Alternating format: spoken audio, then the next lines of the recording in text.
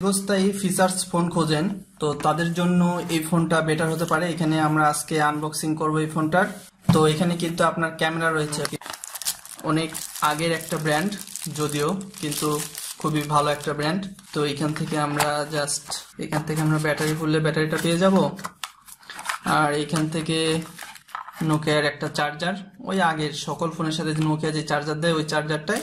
আর নোকিয়ার headphone তো আমরা সকলে পছন্দ করি, বিশেষ করে মিউজিকের জন্য কিংবা যে কোনো কারণেই, কেননা নোকিয়ার হেডফোন অনেক ভালো একটা বিট দেয়। প্লাস এখানে নোকিয়ার আপনি ওয়ারেন্টি কার্ড পেয়ে যাবেন এবং এখান থেকে আপনি গাইডলাইন। এগুলো আমরা করবো কি জন্য, এগুলো তো কেউই পড়ে না। তো এখন কথা হচ্ছে আমরা ফোনটা খুলে নিই। এখানে আমরা জাস্ট সবকিছু ওকে করে নিই। তো এখানে আপনার মেমোরি কার্ড তুলতে হবে, তো আমি আমার মেমোরি কার্ডটা তুলতেছি। তো আপনি চাইলে একবারে ফুল মেমোরিটাও ইউজ করতে পারেন, সরি মেমোরি কার্ডটা না, তো আমি এখানে সিম উঠাইতেছি। তো আপনি চাইলে একবারে এখানে পুরা সিমও ইউজ করতে পারেন, আবার কাটা সিমও ইউজ করতে পারেন। তো যাদের কাটা সিম আছে কাটা সিম ইউজ করতে পারবেন, নো প্রবলেম, কোনো প্রবলেম হবে না।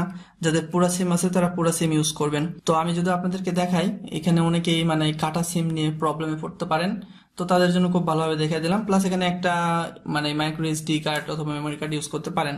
তো এখন যদি আমরা ব্যাটারিটা লাগাই, নোকিয়া অনেক পুরনো ব্র্যান্ড বাট ভালো একটা ব্র্যান্ড। জাস্ট ফোনটা আমরা অন করে নিই। ফোনটা কিন্তু অন হয়ে গেছে। তো এইভাবে কিন্তু আপনারা জাস্ট এই ফোনের অনেক ভালো ভালো ফিচার্স আছে, এখান থেকে আপনি চাইলে মিউজিক শুনতে পারেন। অথবা এই ফোনের সবচেয়ে ভালো একটা যে জিনিসের কথা বলবো আমি, সেটা হলো যে এই ফোনে একটা নোটিফিকেশন লাইট কিংবা নোটিফিকেশন সিস্টেম আছে। অর্থাৎ আপনার ফোনে হয়তো বা ম্যাচ আছে, ম্যাচ আসলে কিন্তু আলো জ্বলে না, বাট এই ফোনটাতে আপনি একটা সেটিংস দেখবেন। এখানে সরাসরি সেটিংসে চলে যাবেন।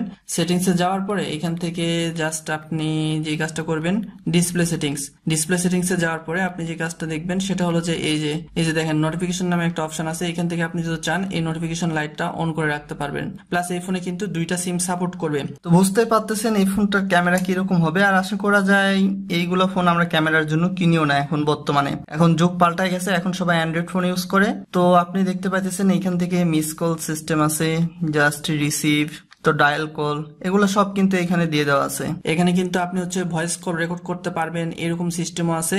সরাসরি আপনি হয়তো বা কোনো ভয়েস রেকর্ড করতে চাইলে সেটাও পারবেন।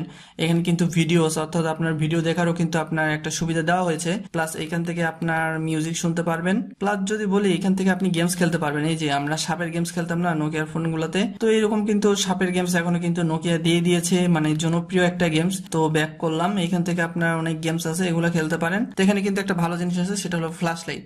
আমাদের ফ্ল্যাশ লাইটের দরকার হয়, এই যে দেখতে পাচ্ছেন উপরে ফ্ল্যাশ লাইট। আপনি কিন্তু উপরের দিকে পেয়ে যাচ্ছেন মাইক্রো এসবি, হেডফোন জ্যাক, আর হচ্ছে আপনার ফ্ল্যাশ লাইট।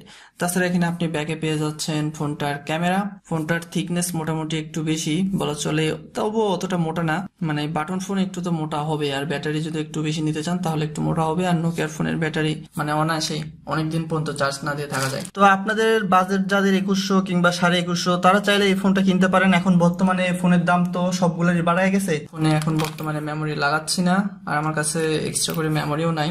তো আমি কিন্তু হেডফোনটা লাগাই ফেলছি, জাস্ট এফএম রেডিও। প্লাস এখান থেকে আপনি কিন্তু অপশনে আইসা জাস্ট এখান থেকে লাউড স্পিকার অন করে নিতে পারেন।